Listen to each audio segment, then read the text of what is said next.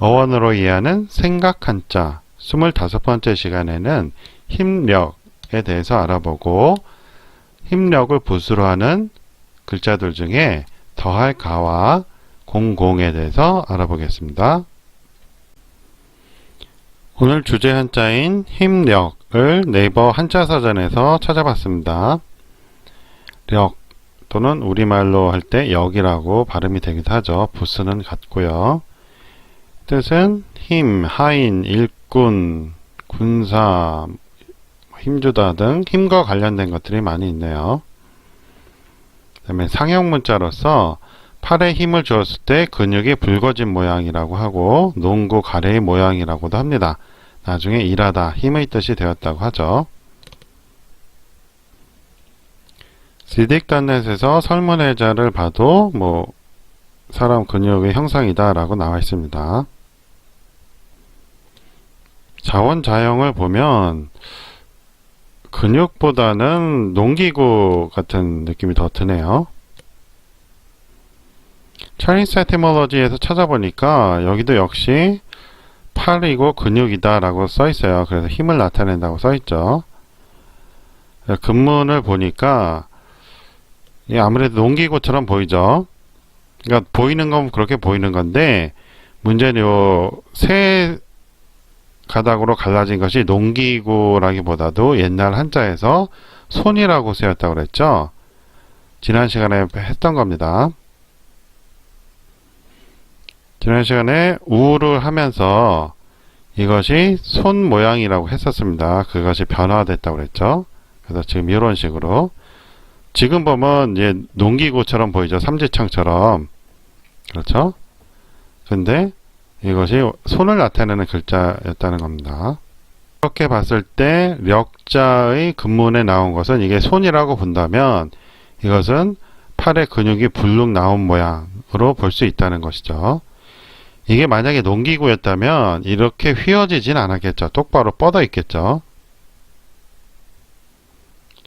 인터넷에서 갈퀴라고 검색하면 이런 것들이 나오죠. 그러니까 마치 이런 모양으로 보이는데 여기 또 세 가닥이네요. 이거는. 네, 쭉 뻗었다는 거죠. 그렇죠? 휘지 않고. 그렇기 때문에 지금 이렇게 휘어 있는 것은 농기구 손잡이로 보기 어렵다는 거예요. 그래서 요것이 세 가닥이 손이고 요것은 팔 근육이 불룩 나온 모양. 그래서 힘쓸 때 모양으로 봐야 합니다.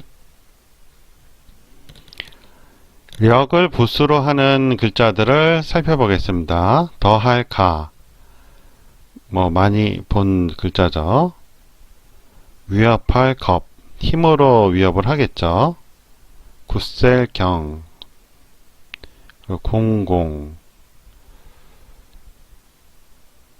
그리고 권할 권. 이것도 많이 봤죠. 부지런할 근. 힘쓸 노. 이것도 많이 본 글자죠. 일할 노.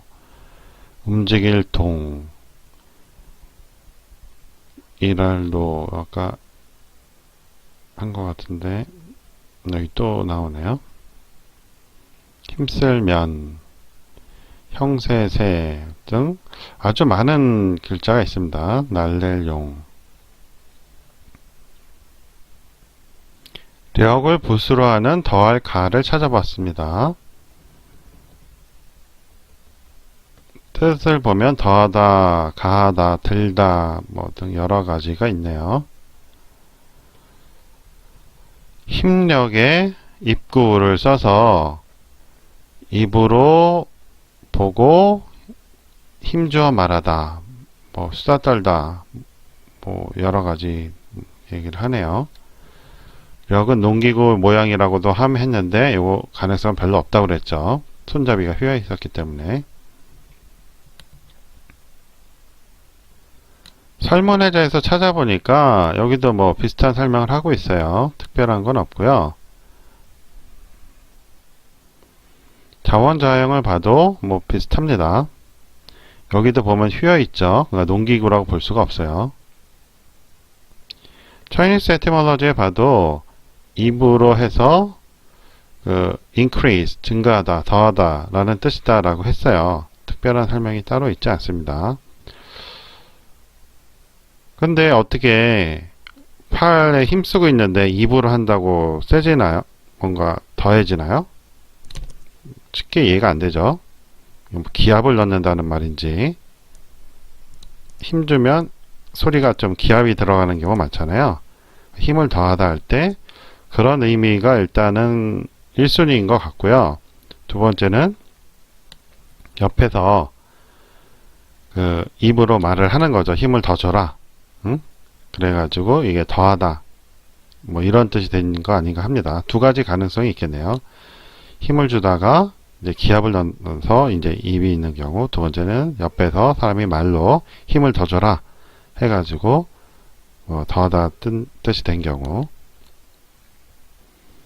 이번에는 역시 력을 붓으로 하는 공에 대해서 찾아봤습니다. 공공이라고 하네요. 공로, 공적의 뜻이라고 하죠. 또는 일, 사업이라고 합니다. 공부의 뜻으로도 쓰네요. 이렇게 여러 가지 뜻이 있고요. 형성문자로서 뜻을 나타내는 힘과 음을 나타내는 동시에 뜻으로 쓰인 공, 이건 도구의 모습이라고 하죠. 로 이루어짐이라고 써 있습니다.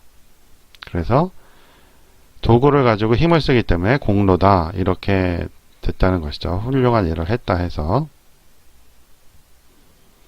설문의자의 설명을 보면 노력해서 국가를 안정시킨다 이런 뜻이네요. 그러니까 좀 큰 일을 하는 걸 말을 하는 것 같아요. Chinese etymology에도 보면 힘과 음을 해서 일하는 거다 라고 나와 있죠. 특별한 건 없습니다. 근데 근문에서는 이제 공공으로도 썼네요. 공공을 Chinese etymology에서 보니까 Carpenter Square라고 해서 그 목수가 가진 장비를 말을 해요. 그래서 지금 보면 이게 이제 도끼날하고 이제 비슷하죠. 그래서 목수가 쓰던 여러 장비를 나타내는 것 같습니다. 스퀘어가 이제 사각형이란 말이잖아요. 인터넷에서 목공 공구로 검색을 해봤습니다. 그랬더니 아까 그 네모난 게 이런 무슨 판일 수도 있을 것 같아요. 밑에 되는 판, 그리고 삐쳐나온 거는 거기에 되는 공구일 수도 있을 것 같고, 이런 모양일 수도 있을 것 같아요. 그렇죠? 옛날에 정확히 어떤 공구를 썼는지는 모르겠는데 이런 비슷한 거 아닐까 합니다. 현대 목공 공구를 보고 갑골문을 보니까 그럴 수도 있겠다라는 생각이 들죠. 여기 뭔가 밑에 되는 판이고 작업대죠. 작업대고 여기 있는 게 이제 곱자라는 거 있잖아요. 그런 거 아닐까 생각이 들어요. 그리고 요거는 이제 도끼 모양이 되겠죠. 지난번에 왕에서 할 때 나왔던 요 모양, 이 모양이 도끼 날 모양이라고 했죠. 그것하고 아주 비슷한 걸 알 수 있습니다. 자, 요거 보면 도끼하고 아주 비슷하죠. 지금 요 선이 있냐 없냐 그 차이예요. 그 당시에 그때도 옛날 권력자들은 도끼를 쥐고 있었다. 그래가지고 그게 왕으로 이제 변했다고 했잖아요. 소시 이야기라는 책에서 그렇게 나온다고 그랬죠. 자, 이렇게 해서 오늘은 주제 한자인 력을 중심으로 해서 입구가 더해진 가, 그리고 공구가 더해진 공에 대해서 알아봤습니다. 이것은 근육 모양이라고 그랬죠. 근육 모양의 상형이라고 했고, 요 휘어진 게 근육 모양이고 요게 이제 손이 변한 것 같아요. 그리고 우리가 힘을 줄 때 기압을 넣거나 아니면 옆에다 더 힘을 더 주라고 말을 하거나 해서 입구자가 더해져서 더할 가가 되었다고 했습니다. 그리고 이것은 공구, 농기구의 모양이었죠. 농기구가 아니고 이제 목수들이 쓰는 공구 모양이었죠. 그 공구 힘을 가지고 함으로써 무언가 만들어내잖아요. 그래서 이 업적, 뭔가 만들어내니까 업적이라는 뜻의 공적이라는 뜻의 공이 됐다고 했습니다. 자, 오늘 수업 여기까지 하고요. 계속 한자 공부하실 분들은 구독을 눌러주시면 업데이트 될 때마다 정보를 빠르게 받아보실 수 있습니다. 안녕히 계세요.